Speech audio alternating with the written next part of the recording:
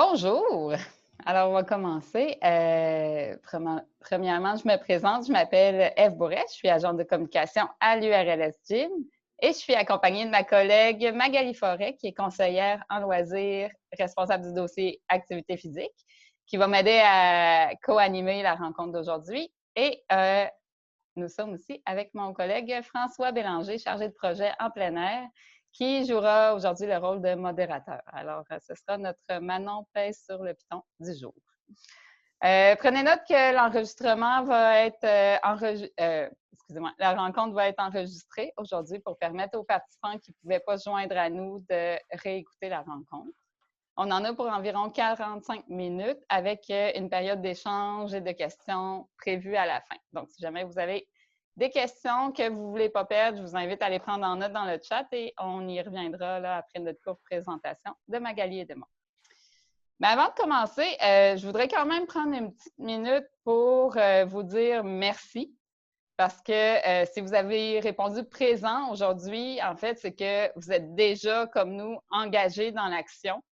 Puis que vous voyez, vous aussi, l'importance de passer un hiver pas plate malgré la situation actuelle. Donc, déjà là, je pense qu'on est sur la bonne voie. L'objectif de la rencontre d'aujourd'hui, c'est de favoriser la relance du loisir, du sport par la bonification de l'offre d'activités hivernales ou, en d'autres mots, faire passer un hiver pas plate aux Gaspésiens et aux Madouinots. Comment? Bien, par la proposition d'idées nouvelles ou bonifiées, par la validation que vos activités sont adaptées aux mesures sanitaires en place, et aussi par une période d'échange, de pratique, de partage de bonnes pratiques et de questions.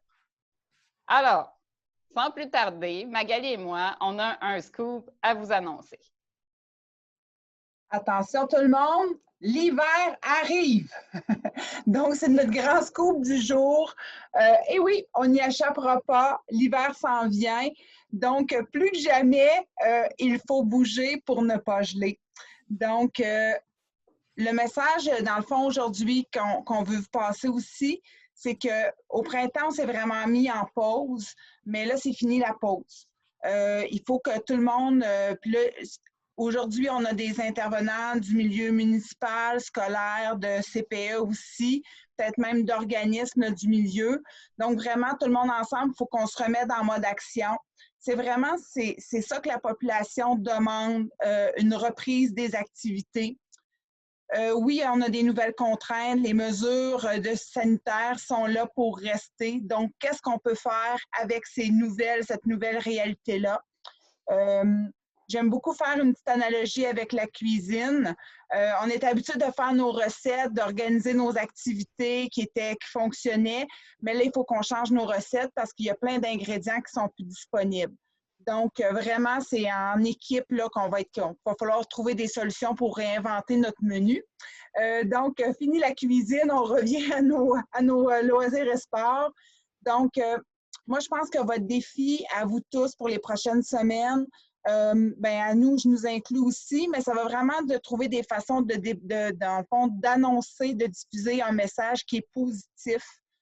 On a parlé beaucoup de tout ce qu'on ne pouvait plus faire.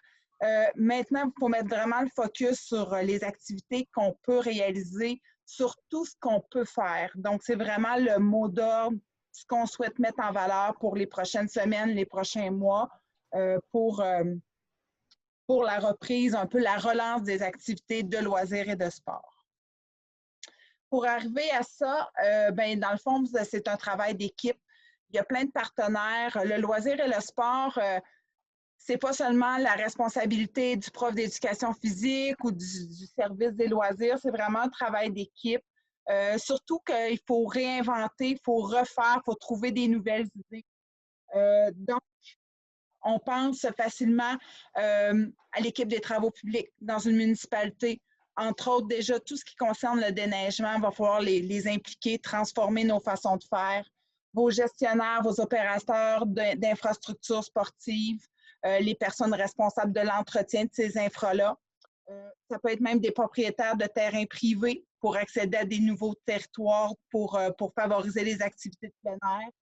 Vos clubs sportifs, vos organismes culturels, vos centres plein air, vos écoles, vos commerçants locaux. Donc, vraiment, pour trouver des nouvelles solutions, on vous invite vraiment à travailler, à penser à tous les partenaires qui peuvent vous entourer. Au point où on est tous un peu essoufflés des derniers mois. On a dû se réinventer, on a dû s'adapter constamment. Donc, l'idée, c'est vraiment de préserver nos forces, mais quand même de demeurer dans l'action. Voici la stratégie à laquelle on a pensé pour faire de l'hiver 2020 un hiver pas plat. On vous propose aujourd'hui des idées simples, d'autres un peu plus complexes, mais dans lesquelles vous pouvez piger là, selon votre niveau d'énergie. Puis, gardez en tête aussi que les actions les plus simples peuvent générer vraiment un maximum d'impact sur la qualité de vie des gens. Donc, selon nous, les activités gagnantes cet hiver vont être des activités qui peuvent être réalisées à proximité des lieux de résidence, puis qui vont privilégier la pratique libre. D'ailleurs, il y a déjà des études qui commencent à sortir à propos de l'augmentation fulgurante de la pratique d'activités libres qu'on a constatée cet été, par exemple le vélo, la marche. Puis, ce qui nous amène à croire que cette tendance est lourde, puis que ça va continuer cet hiver aussi là, avec la raquette, la marche, le patinage, etc. On croit aussi que les activités réconfortantes vont être gagnantes cet hiver. Puis à ce sujet-là, je vous inviterai à aller voir sur le site de la Ville de Québec qui a tout récemment lancé une programmation d'activités réconfortantes vraiment intéressante avec des belles propositions aussi pour des activités de loisirs culturels. On croit aussi que les activités devraient créer un sentiment d'appartenance chez les gens. Si on prend par exemple Noël, on pourra probablement pas se rassembler pour Noël, mais il y a quand même certaines traditions qui peuvent être maintenues pour garder le lien qui nous unit à la communauté. Je pense aux lumières de Noël, à l'illumination du sapin, au cantique de Noël, puis qu'on soit content ou pas, les lutins peuvent revenir aussi cette année en toute sécurité.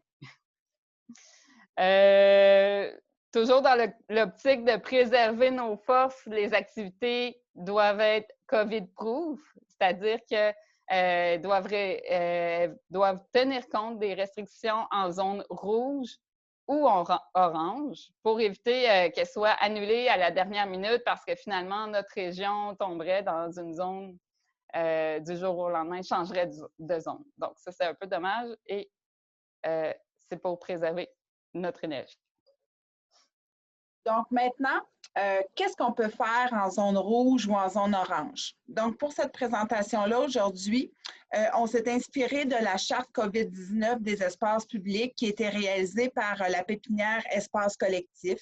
Donc, je vous invite à aller visiter leur site Internet aussi parce qu'eux nous proposaient déjà à la base une série d'actions qui peuvent être réalisées en zone rouge ou orange.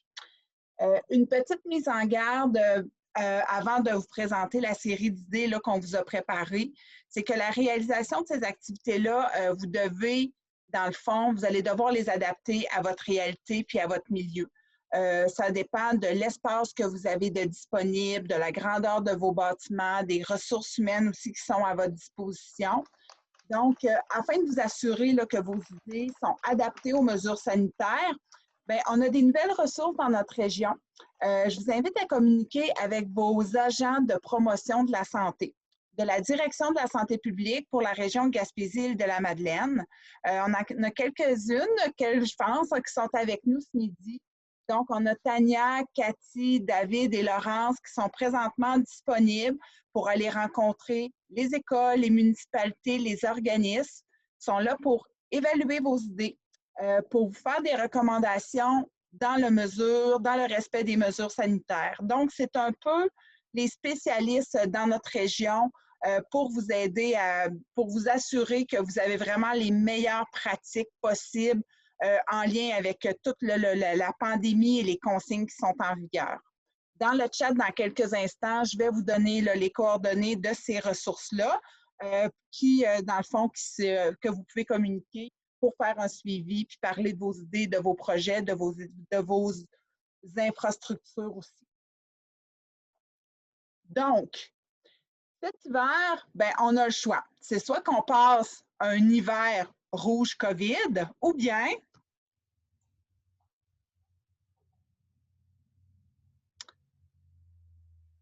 on a beaucoup d'effets spéciaux dans notre présentation, ou bien vous embarquez avec nous pour passer un hiver rouge festif et lumineux. Donc, ça pour dire que tout est dans la perception, je pense, là, de la façon qu'on appréhende l'hiver, qu'on envisage l'hiver à venir.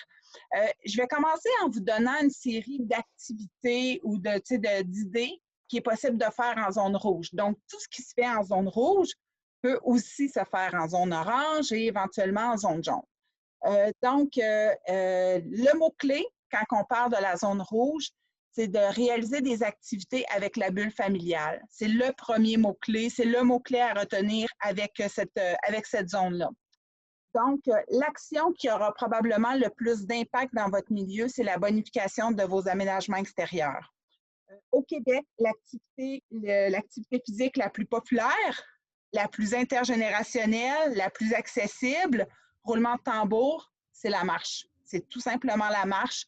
On l'a vu déjà au printemps que les gens se sont emparés là, des sentiers, des trottoirs dans les municipalités.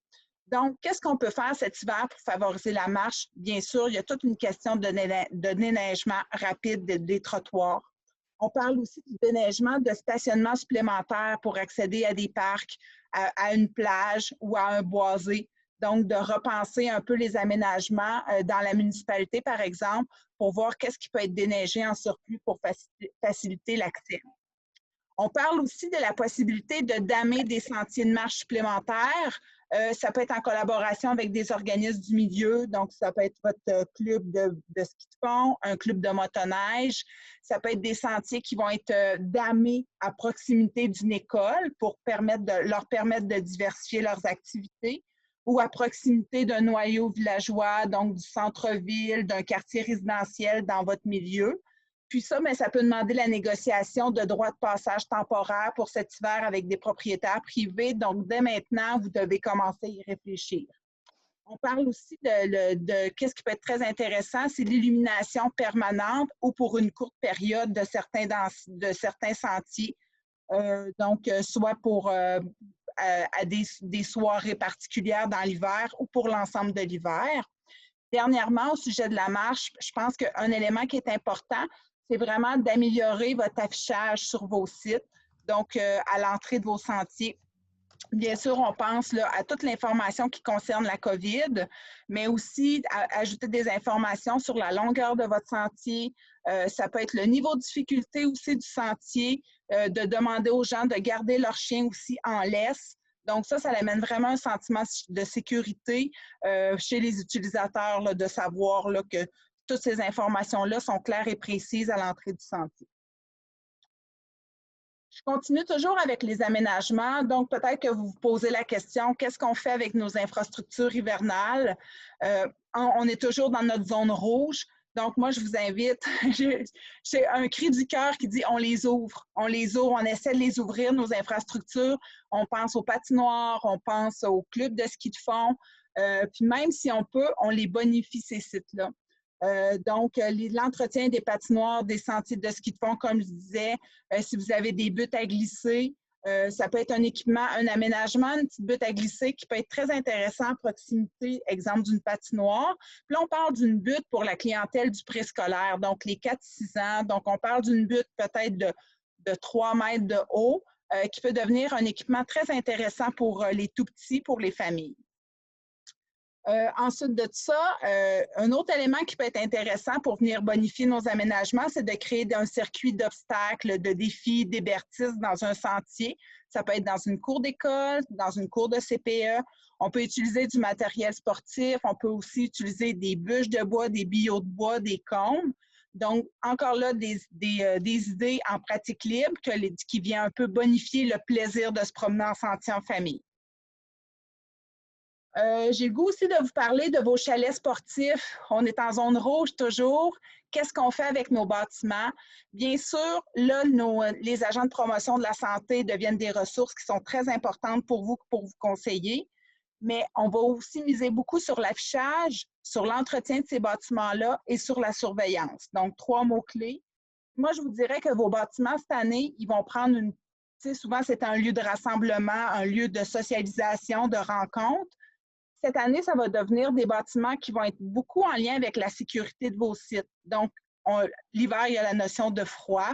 Donc, pour pouvoir se réchauffer, on parle souvent comme des jeunes enfants ou des aînés. C'est intéressant qu'il y ait quand même accès à un endroit pour se réchauffer en cas de blessure, pour effectuer du changement d'équipement, pour accéder à la salle de bain.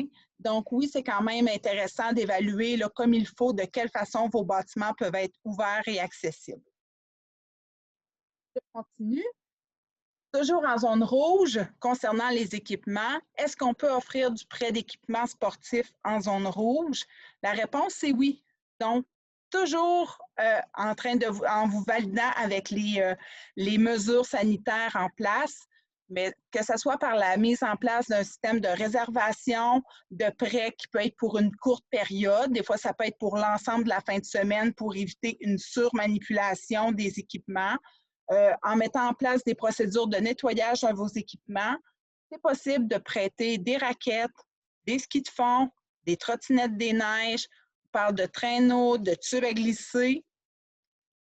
Donc, n'hésitez pas à disponibiliser. Il y a déjà plusieurs clubs de plein air, municipalités, même écoles qui ont des équipements. Soyez créatifs pour offrir des opportunités pour que les gens puissent avoir accès facilement à des équipements qui peuvent être, dans le fond, vraiment venir soutenir le plaisir d'être actif l'hiver. Je rentre, dans le fond, dans le dernier volet qu'on souhaitait parler dans la zone rouge, le volet de l'animation. Donc, qu'est-ce qu'on peut faire comme animation en zone rouge? Premier élément qu'on vous invite à faire, c'est la création d'ambiance.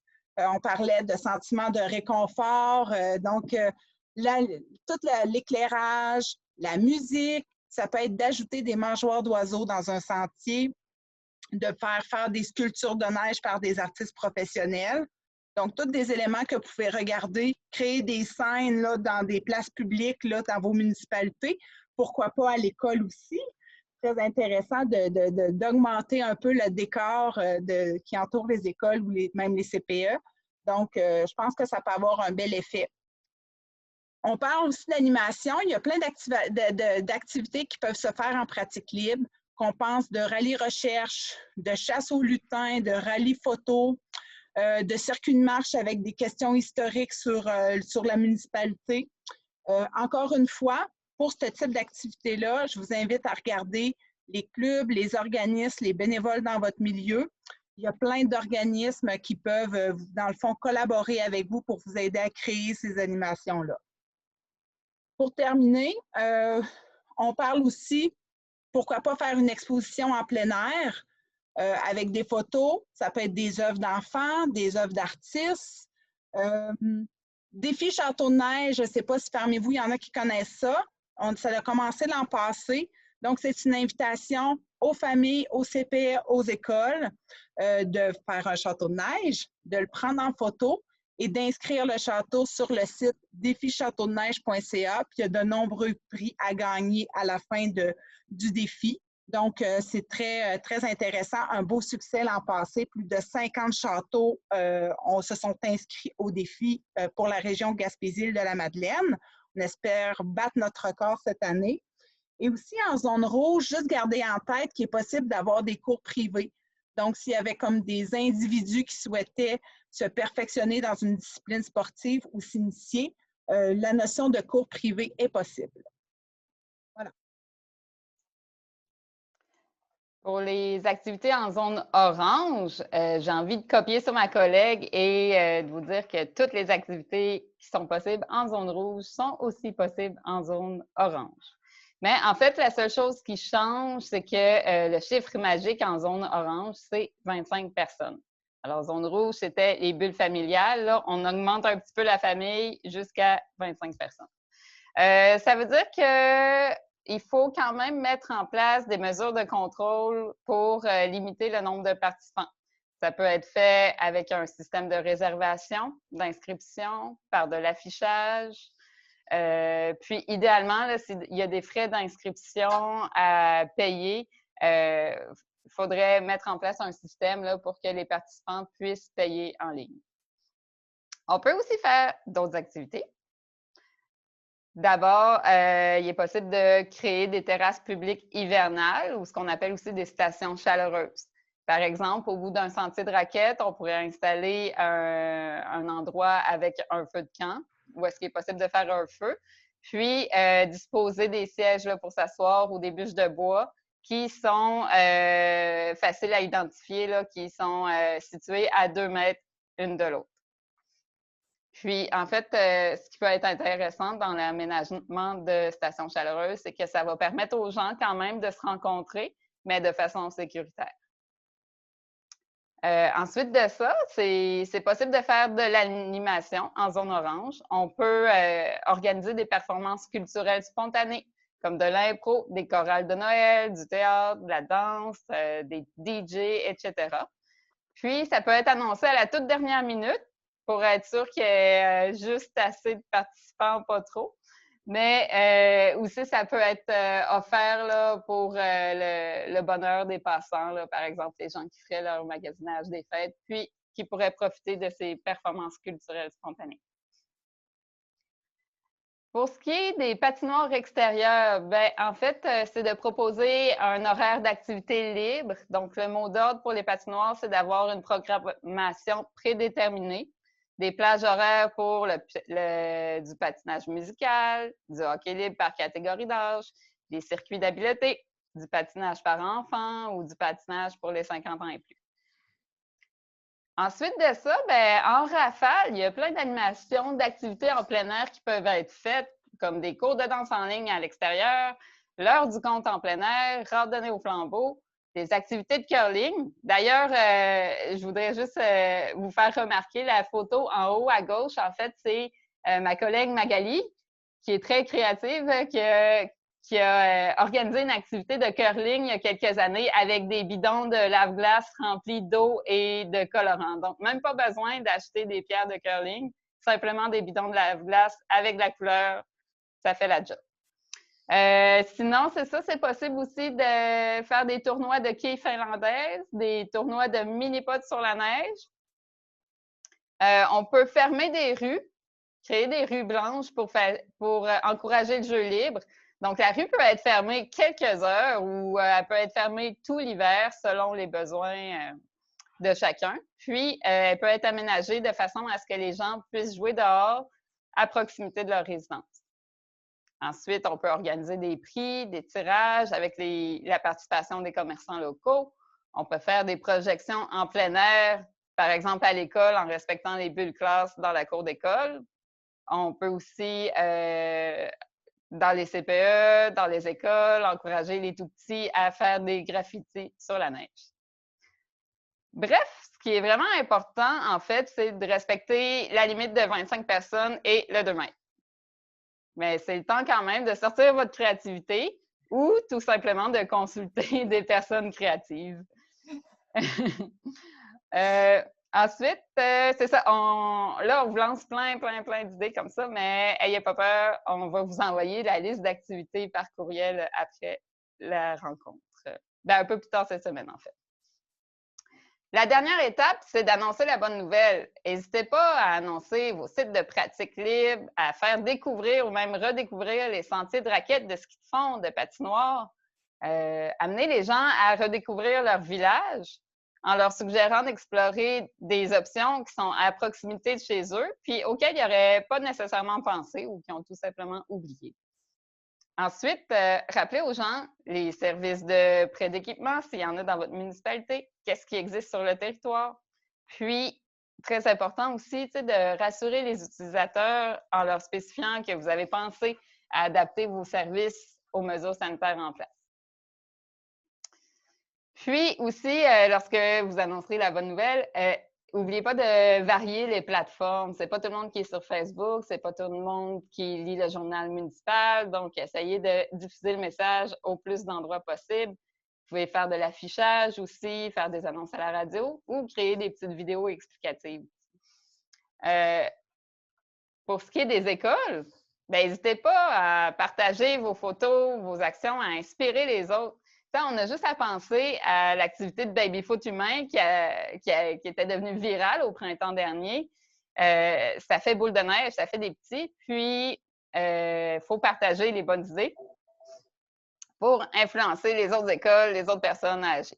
C'est pour ça aussi qu'on vous encourage à utiliser le hashtag HiverPopLat dans vos publications pour manifester votre solidarité, puis aussi votre motivation à passer comme nous un hiver pas plat. Donc, maintenant, un petit rappel pour valider vos idées aussi. Comme je vous disais, n'hésitez pas à communiquer avec vos agents de promotion de la santé dans la région qui sont disponibles vraiment pour vous aider à valider vos actions. Il y a aussi plusieurs guides, là, vous le savez, depuis le printemps qui sont disponibles. Tous les guides des fédérations sportives sont disponibles à partir du site vadonjouer.ca, donc le site de référence pour le monde du sport. Et pour ce qui est des activités de plein air, il y a dans le fond l'organisme Aventure Écotourisme Québec qui ont créé un guide qui rassemble l'ensemble des activités de plein air et les liens vers tous les guides de sécurité. Donc, encore une fois, je vous transférerai les liens. Pour ce qui est des patinoires extérieures, on commence de plus en plus à avoir une bonne idée de ce qui peut être fait, mais on sait qu'il y a un guide qui s'en vient là, vraiment pour les patinoires extérieures, donc c'est à suivre là, probablement dans les jours, les semaines à venir. Au niveau des aides financières, oui, à l'URLS, on a des programmes d'aide financière pour vous aider.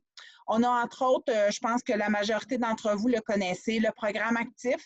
Le programme actif a vraiment, l'objectif principal, c'est de favoriser la pratique de l'activité physique. Puis vraiment, actuellement, notre objectif, c'est de soutenir des projets pour la pratique d'activité physique hivernale. Il y a un appel de projet qui est en cours. Vous avez jusqu'au 1er décembre 2020 pour nous déposer un projet en lien avec la promotion de l'activité physique hivernale. Ça peut être pour des projets d'aménagement, d'achat d'équipements durables ou même des projets d'animation. Le montant maximum pour ce programme-là, c'est un montant de 3 000 Puis, ben, c'est ça. Le formulaire est disponible à partir de notre site urlsgym.com, le programme actif. Si vous avez des questions au sujet de ce programme-là, de vos idées, encore une fois, c'est possible de communiquer par moi, par courriel, par téléphone. N'hésitez pas, on est là pour ça. On a aussi 2 autres programmes d'aide financière à l'URLS qui peut être intéressant pour vos projets. Le programme Développement, loisirs et sport et le programme Intégration loisirs. Celui-ci s'adresse spécifiquement aux loisirs des personnes handicapées. Donc, ces 2 programmes-là sont en entrée continue. Donc, il n'y a pas de date limite de dépôt. Si vous avez des projets qui concernent le loisir, le loisir pour les personnes handicapées, qui sont moins en lien avec l'activité physique, vous pouvez vous informer encore une fois auprès de nous. Ça nous fera plaisir de répondre à vos questions, de voir les possibilités de soutien de vos initiatives. Donc, on espère qu'après cette tempête d'idées, vous vous sentez davantage comme la petite fille qui est vraiment hâte à la première ou la deuxième neige dans notre cas, plutôt que comme un ours qui a juste envie de se cacher dans sa tanière en attendant que l'hiver passe. Alors, on arrêterait le partage d'écran pour vous entendre. J'inviterai aussi les participants à allumer leur caméra, si vous voulez bien. On pourrait vous voir. Bonjour.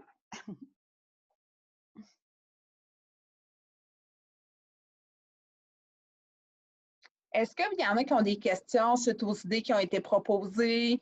Comme on vous dit, on va essayer de vous remettre un recueil de ces idées-là par écrit.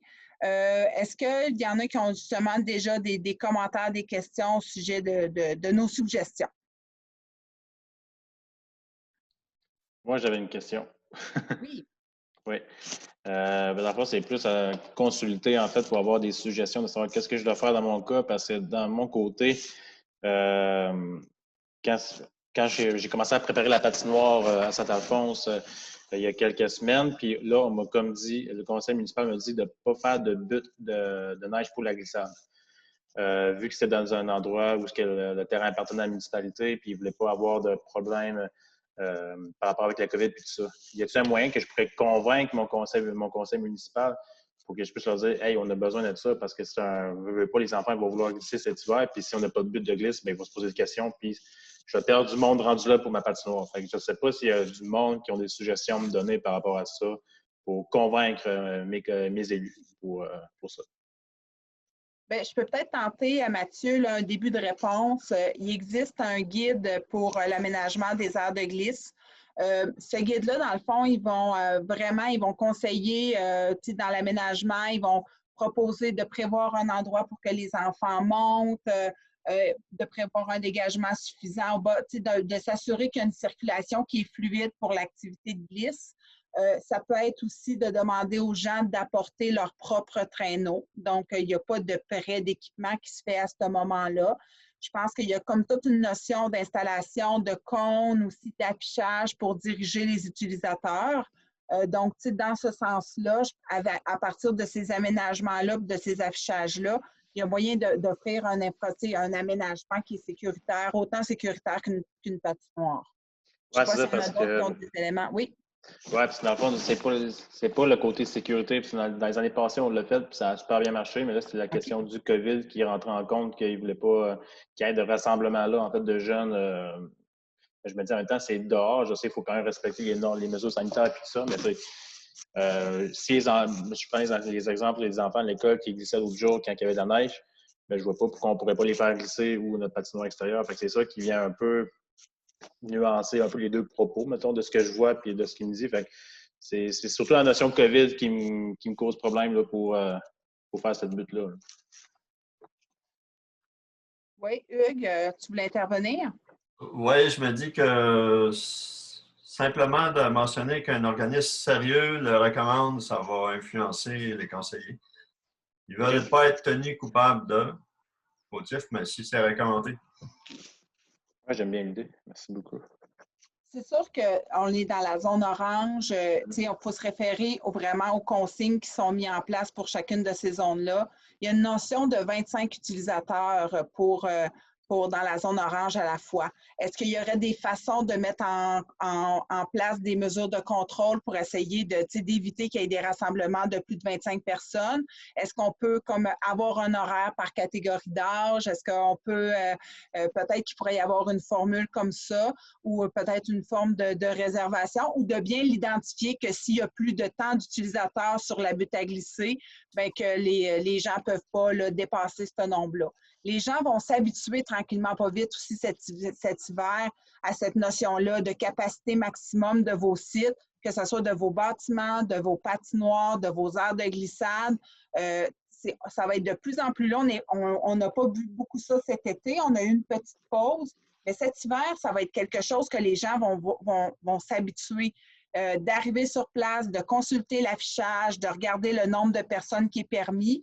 Puis, à un moment donné, bien, ça devient aussi une responsabilité. Là, ça peut être par de l'ajout de surveillance aussi, là, que ça pourrait être peut-être une solution dans ce cas-là, dans un projet comme ça. Peut-être aussi faire valider ton projet par l'agent de promotion de la santé.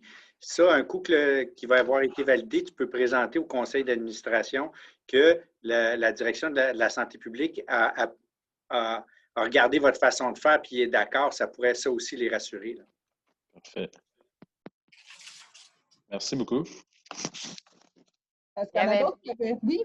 Benoît, je pense que tu avais une intervention. Oui, c'est François qui vient de voler la réplique. C'est justement ce que j'allais proposer à... C'est bon, François, c'est exactement ce que j'allais lui dire. Est-ce que vous vous attendiez à ce genre d'idée-là? Est-ce que vous vous attendiez qu'on vous fasse des propositions plus différentes? Est-ce que c'est dans cette ligne-là que vous en alliez pour la préparation de l'hiver? Bien, moi, je peux répondre, Magali. Là, on avait jasé quand même un bon bout là, il y a 2 semaines ensemble, là, mais c'est ça, tu sais, la réalité est différente d'un milieu à l'autre, dépendamment des organismes qui sont sur ton territoire et autres. Là. Mais je pense effectivement, tu sais, c'est pas compliqué, c'est jouer avec le déneigement, comme dit, jouer avec, on a beaucoup parlé d'élimination, avec la surveillance, tu sais, c'est ça, c'est optimiser la pratique libre, il n'y a pas de secret, là, mais c'est comme nous autres, on s'est servi, le musée acadien a décidé, il voulait faire quand même fêter Noël. Fait que la ville, on a embarqué avec eux autres, puis on est en train de créer un village illuminé avec les petites bâtisses au musée acadien, là, avec l'énorme sapin de la ville qu'on avait mis aussi les dernières années au bureau de poste. Fait que, juste de créer un environnement féerique, tout simplement, pour que les gens puissent aller s'asseoir puis prendre un chocolat chaud. Puis, il n'y a rien d'organisé. On fait juste mettre un vendeur de sapin là, etc. Mais les gens, ils peuvent jaser à 2 mètres. Puis c'est un espace libre, tout simplement, qui est joyeux. C'est des activités comme ça, je pense, qui vont avoir la cote et qui n'est pas trop compliqué non plus à organiser. Là. Isabelle, tu voulais prendre la parole? Merci, Benoît. En fait, je voulais juste voir s'il y avait des organismes qui avaient déjà des idées en tête d'activités, que ce soit ou le scolaire ou au niveau des CPE. On a parlé beaucoup d'aménagement municipal, mais je me demandais si dans les codes, au niveau des organismes, vous aviez des choses en tête à valider. Je peux peut-être y aller. Moi, à côté de Saint-Alphonse, le domaine des chutes, ils voulaient faire cette année des genres d'ateliers de sentiers d'aller marcher en raquette au domaine des chutes. Il y a les sentiers qui sont là. Puis je sais qu'ils m'ont parlé de faire ça l'année passée. Ça a comme plus ou moins marché. Mais là, je pense qu'avec le COVID, avec le temps COVID qu'on a, je pense que ça va marcher dans le fond. Le monde va vouloir trouver des nouvelles activités à faire. Fait que, de notre côté, il y a le domaine des chutes qui veut faire ça, puis il y a peut-être un partenariat qui va se faire avec moi, puis aussi avec le domaine des chutes. Puis je viens d'avoir une idée en tête qui vient me popper, fait que je vais lancer peut-être une idée de géocaching hivernal. Ça peut être quelque chose de popper aussi dans les sentiers. Fait que ça va être quelque chose. L'idée m'a popé tantôt pendant la présentation, fait que je vais tenter ça là-dessus là, dans les prochains jours. Puis Mathieu, il y a déjà du géocaching au domaine des chutes du Ruisseau Creux, donc ce serait vraiment pas compliqué d'adapter ça juste à l'hiver. Non, exactement. Ouais. Non, exactement. Le principal défi, là, excusez, c'est Myriam à la ville de New Richmond. Je ne sais pas si vous m'entendez bien.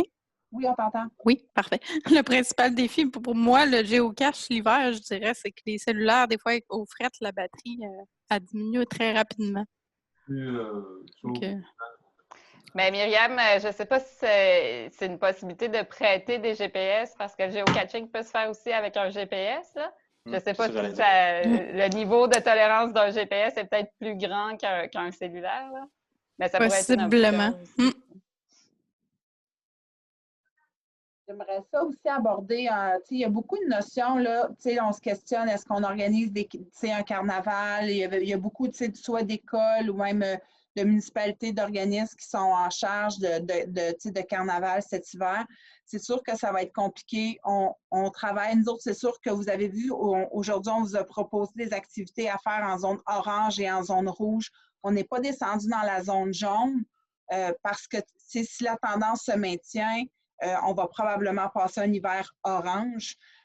Donc, qu'est-ce qu'on fait avec nos carnavals? Il y a comme une réflexion, au lieu d'offrir des animations, des rassemblements, comme bien sûr la population apprécie beaucoup, c'est de voir comment on peut utiliser là, les idées de nos comités pour plutôt travailler sur des aménagements dans notre municipalité qui vont être agréables. Donc, sans créer de rassemblements, on crée des milieux de rencontres, mais des milieux de vie, d'activités qui sont agréables, qui sont à proximité. Donc, vos événements vont se transformer probablement plus en aménagement, en place, là, justement, décoré, en sentier animé. Quand on parle de la notion, on a abordé un petit peu hier en préparant la rencontre, la notion de tournoi.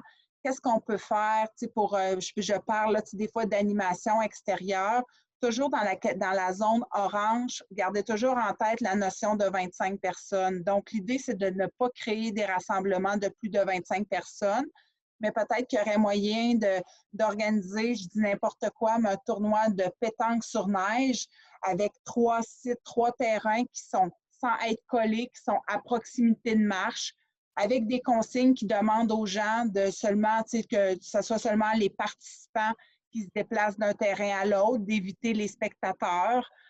Donc, pour moi, c'est des façons qui sont différentes. Je pense qu'ils vont être appréciés cet hiver aussi. Même chose pour un tournoi de hockey, de hockey amical sur une patinoire. Bien, c'est peut-être de faire selon la grandeur de la patinoire. Ça peut être des parties 4 contre 4, 3 contre 3, selon l'âge des participants. Donc, il y a quand même des activités, des animations en zone orange qui sont possibles d'organiser.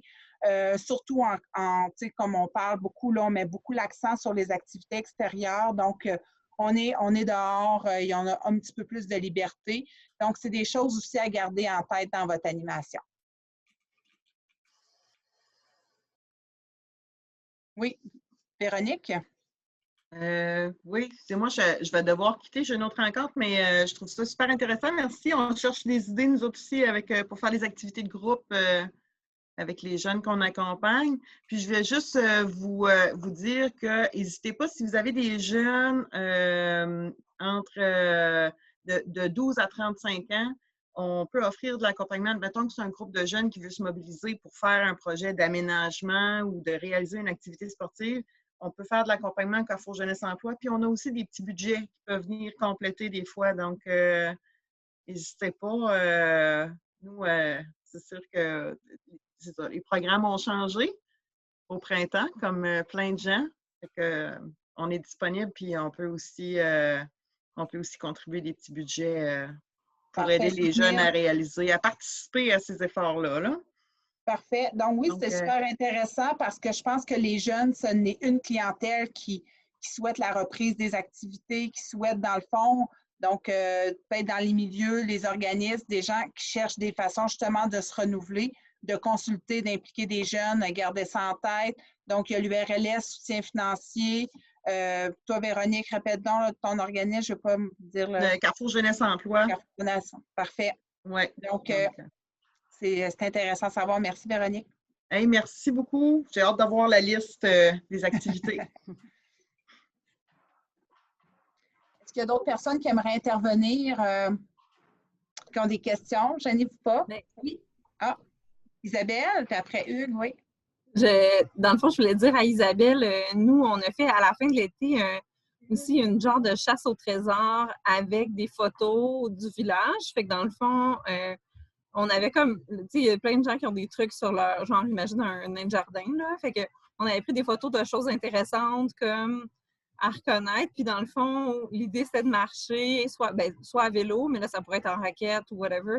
Puis de trouver les adresses ou les coins de rue où il y avait ces choses-là. Puis après, on a fait comme un petit tirage, mais c'était pas trop d'organisation. C'est quand même facile à faire. Puis après ça, ça permet d'être dehors puis de le faire en bulle famille. L'idée est vraiment bonne, j'aime ça. Oui. Super intéressant. C'est vraiment des bonnes idées. En Merci. fait, c'est de reprendre des activités estivales puis tout simplement de les reconvertir en version hiver. Donc, ça demande plus ou moins d'efforts, mais c'est apprécié quand même. Hugues, est-ce que tu avais une intervention? Tu avais levé la main? Ah oui. Le maximum de 25 personnes, ça ne me stresse pas beaucoup. On a une densité de population tellement basse. Si on offre de quoi, puis il y a 5 ou 10 personnes, je considère que c'est plus ça la difficulté que de limiter.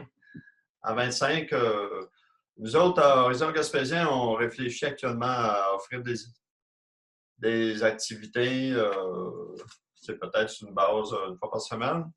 Puis je me demandais si jouer au frisbee, ça peut être considéré. Il n'y a pas possible de jouer au frisbee sans se rentrer dedans, là, en respectant le 2 mètres. Ben oui, je pense qu'il y a la fédération. Tu sais, si on parle vraiment de sport, là, la fédération d'Ultimate permettent, là, ils ont vraiment comme un guide. Tu sais, ça peut être un outil de référence là, pour voir les bonnes pratiques pour le frisbee. Mais oui, c'est une activité qui est permise, là, puis qu'il y a déjà des choses organisées dans la région. Là, donc, oui, c'est le genre d'activité qui est en zone orange qui pourrait être permis.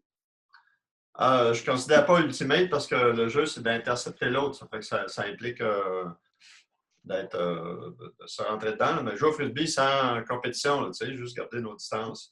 Puis, oui. Une autre idée, c'est, vous parlez d'aménagement et de déneigement, c'est s'il y avait des buts à des endroits visibles, là, comme en avant du local qui est le Carrefour Jeunesse Emploi en même temps, mettre ceux qui déneigent, on leur demande de laisser une butte de neige là, pour faire une sculpture. Ça irait dans le sens que vous dites mettre de la vie, puis de la joie, là, puis du décor qui va nous influencer à aller jouer dehors, marcher, à aller visiter ces affaires-là. Moi, derrière mon auberge Chambre d'Amis, il y a une immense montagne de neige. Puis quand ma fille était plus jeune, on faisait c'était un terrain de jeu, c'était une montagne de neige. On peut afficher aussi, si ça passe, là, des montagnes. Je ne sais pas, vous avez un site qui va rassembler un peu l'ensemble des initiatives. Bien, là-dessus, on pourrait dire telle place, il y a des places pour jouer. Qu'est-ce qui est important dans vos aménagements si vous construisez des buts? C'est vraiment dans votre plan de planification de votre hiver de prévoir de l'entretien. Comme une patinoire, ça demande l'entretien, mais une butte à glisser aussi, ça va demander l'entretien, des fois du déneigement, d'aménager l'espace où les gens montent sur la butte. Donc, juste de penser à l'aménagement, mais aussi à l'entretien de vos idées cet hiver, là, de vos nouvelles idées. Mathieu? Ah, ouvre ton micro, Mathieu. Je n'avais pas marqué.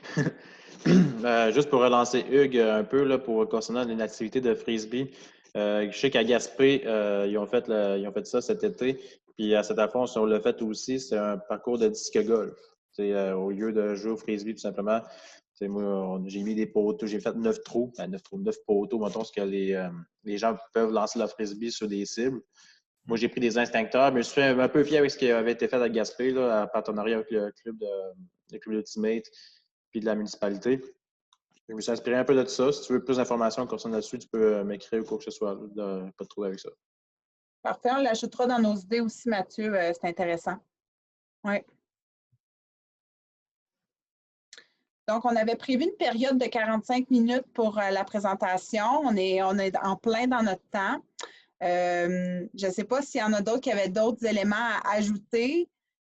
Soyez pas gênés, mais sinon, ça va être la fin de notre présentation. Oui, Hugues? Il y a déjà eu, il y a plusieurs années, des concours de sculpture, là. En tout cas, un événement culturel avec autour du Musée acadien, une quinzaine de sculptures. Il y avait une belle réponse, c'était populaire, c'était un succès. Ça peut être très fait. Oui, ça a déjà été bien accueilli, là. Oui, l'implication des artistes pour l'aménagement hivernal, ça peut être une option, une idée très intéressante. Donc, tout le monde, bien, merci beaucoup pour votre participation. Donc, comme Ève le disait, on va vous préparer la liste des activités qu'on vous a mentionnées aujourd'hui. On va vous partager ça dans les prochains jours. Puis, si vous avez d'autres idées ou si vous voulez communiquer avec l'URLS pour valider des idées ou vous informer sur nos programmes d'aide financière, n'hésitez pas. Pour le programme actif, n'oubliez pas la date limite du 1er décembre prochain. Puis, on souhaite, dans le fond, avec cette date limite-là, pouvoir confirmer les soutiens avant les fêtes. Donc, ça va vous permettre de déjà vous mettre en mode préparation pour l'hiver. Voilà! Donc, on vous souhaite un bon hiver! Hashtag hiver pas plate! Merci, bye! Bonne journée! Merci beaucoup! Bye!